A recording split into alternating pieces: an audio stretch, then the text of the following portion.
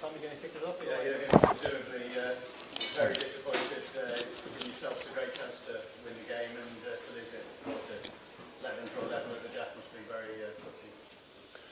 Yeah, I think life, like in football, makes always sense to be really self-critical. That's what we are, of course. But at the end, if you do everything in the first match day, you cannot expect perfection because it makes no sense to have the first match day. You have to fight for a result. You have to use the things you create, and you have to accept a few things for this day, but you use it then for the next game to try to work on it, of course, because everything is different in a league game than in a preseason game. Sorry, but I was not happy with. In the first half, with the situation when it was obviously very physical, and Watford was too often the winner in these situations. So it was like press balls, and boop, they had the ball. They didn't create too much with it, but of course they scored 2 goals. But that's the first one. In our specific situation, everybody was clear set piece. But it was a good cross and it was a good run. So, and we lost one of us. I'm not sure who. Didn't close this gap that he cannot run. So we have to work on it, no doubt. The second goal was unlucky and a formation problem. So when I have it right, when I remember it right, then it was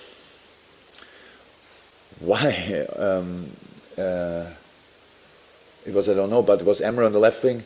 It was Alberto in the half space. It was Hendo somewhere. I'm not sure. And Gini didn't close the gap. And that was Alberto lose a challenge. What can happen, obviously, with him, maybe foul or not. I'm not sure. And there was a gap open. I played a pass. I thought it was offside. Not sure if it really was. And they passed the ball in the box. We defended first time, but we shoot in our own leg. So that makes it then a little bit unlucky. We had, we had more chances, especially after set pieces, but it's very good crosses, good headers. They were lucky in the situation, and we were extremely unlucky. Then we scored in the second half 2 wonderful goals, what I would say. 2, 3? I'm not sure.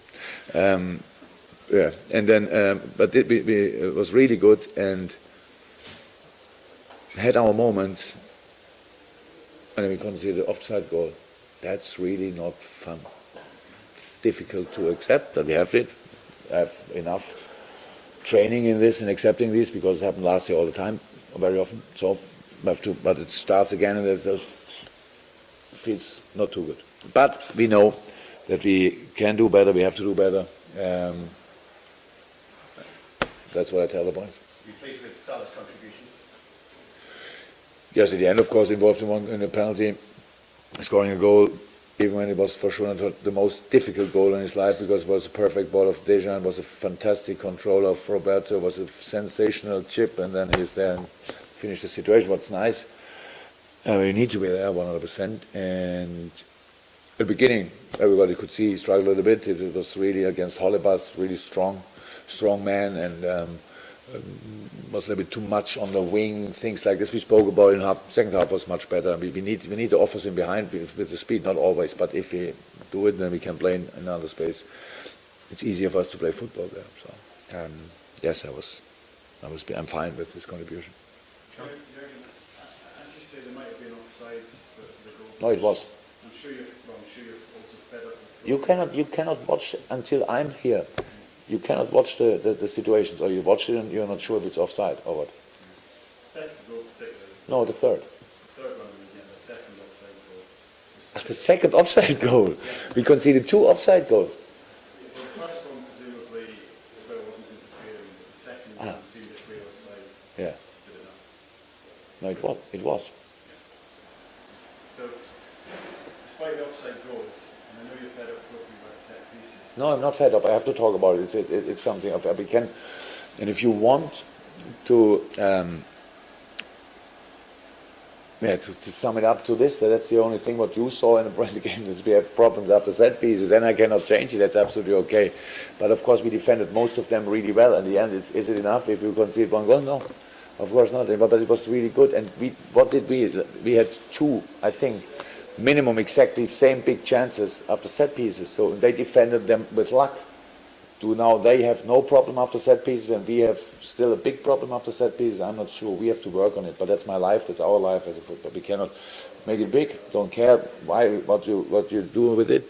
But for us, different things are important. Physicality in the beginning, not ready for these things. That's one thing. Can happen. First match day, we have to adapt to all these things. No direction in the game. First half, much better second half. Yes, playing football, good, but leads to nothing. Yeah, we had our moments already in the first half. If you want, with a away game, we have 3 or 4 really good chances. Is that enough for a away game? I would say yes. So sometimes other teams have less, and I need to be happy with this. So a lot of things we can work on. At the moment, we have 1 point, and I wait for the moment when it feels better. But at one moment, it will feel better because it's still a point. I saw a lot of good things, and now we have to prepare the next game. Yeah, can I just ask what your feelings are on the Coutinho situation today, and do you feel a little bit like... I had absolutely no time to think about it today because that's how it is with all other players which are not available. The day started pretty early. I saw a second ago it's 3 o'clock. So in this moment, so I started pretty early and had to prepare a match, even if you could not see it in all moments of the game that we prepared it. But that's what we actually did, and so cannot say anything else. Are you upset with him though, the way he's handled things in the last day or so? First of all, if I would be upset with the player, I would tell it himself. But that's always like this, not just now. Does the request change anything from your angle, the transfer request? What about a transfer request? Huh? What? What? You can speak about it if you wish. I can speak about if I wish I can speak about it. I didn't get it, but I can say, and that maybe it's really more important thing.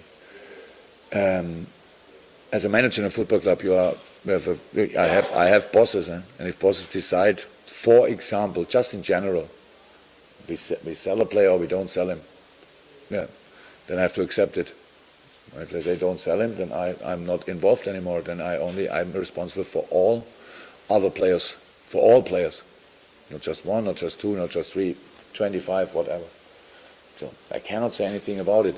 The only thing is I work with the players I have. And that's what I was always doing. And so for me, how can it change something for me? I didn't make the decision. It's just like it is. And then we have to ask the club. Didn't see the club today, the decisive people. We have to ask them.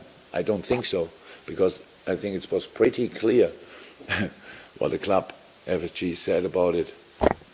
That's all. Is there a feeling that teammates have maybe been let down there?